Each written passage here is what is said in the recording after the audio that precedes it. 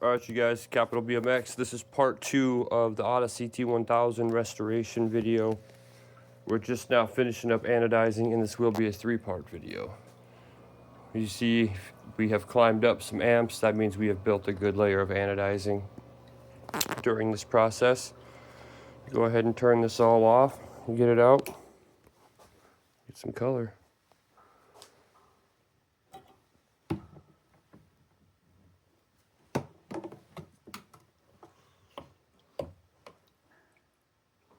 Get everything out of the way.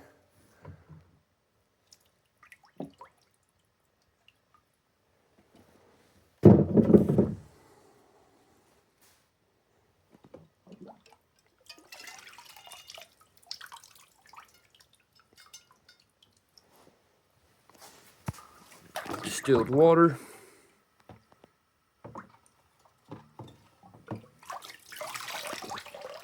Make sure it all gets rinsed out of the holes, all the acid flushed out real good. That's why I put the wire on there.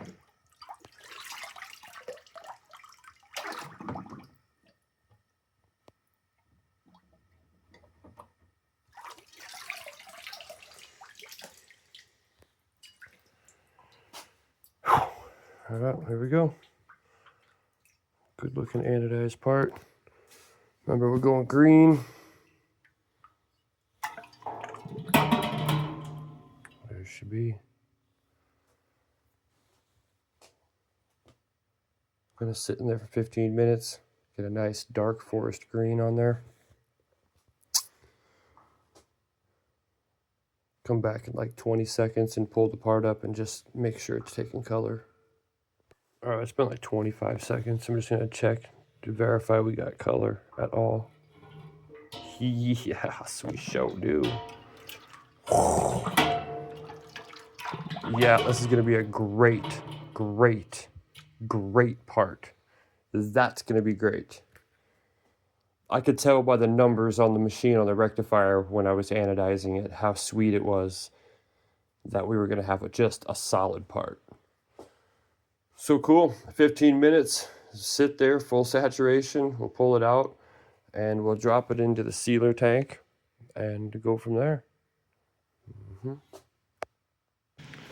Right on. It's been 14 minutes, I haven't looked at it at all because I just feel confident that it's gonna be great. Yeah, that sure is. Boy, I like that. So we're gonna go ahead and just get it into distilled water as fast as humanly possible.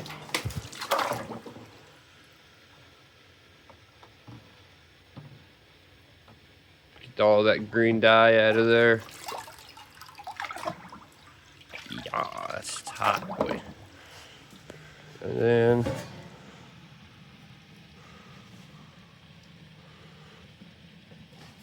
we're going into the sealer tank next.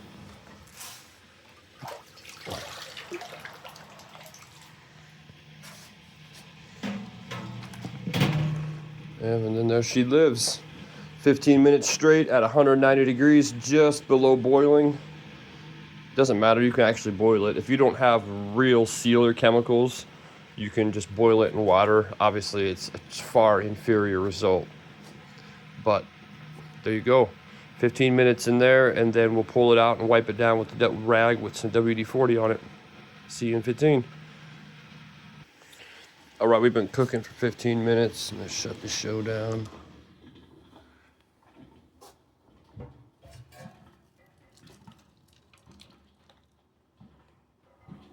All right, so from point A to point B as fast as humanly possible. This is why I put this wire on there, so I could just grab it and go.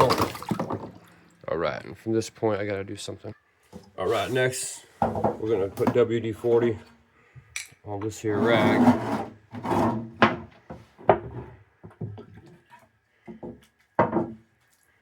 And like, spare none, you know?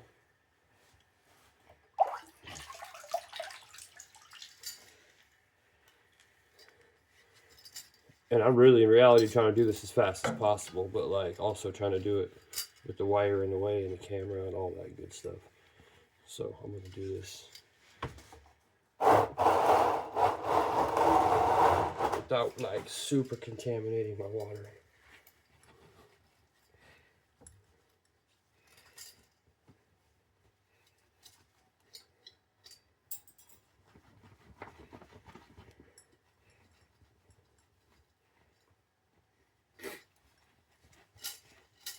And that's, you can use mineral oil or WD-40. WD-40 is just more common to have in abundance for the average person. For me, it is. Call that good. I'm going to pause this.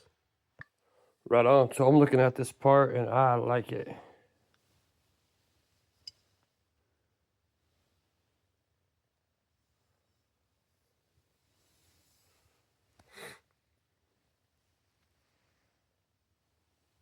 It's perfect.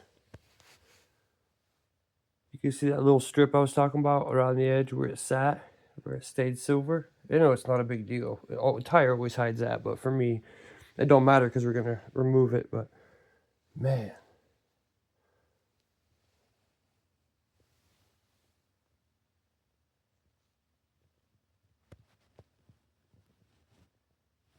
And you can see where I sanded down the hole.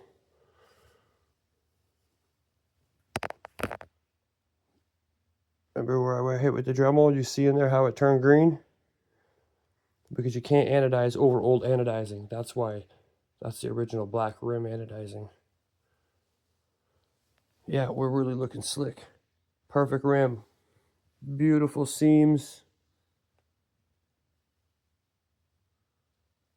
Yeah. Right on. Tune in for part 3 of this video. We're going to go ahead and remove, we're going to lay down the flames and then remove the green.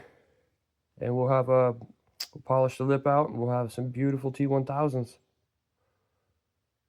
So check out part 3 and we'll finish it up.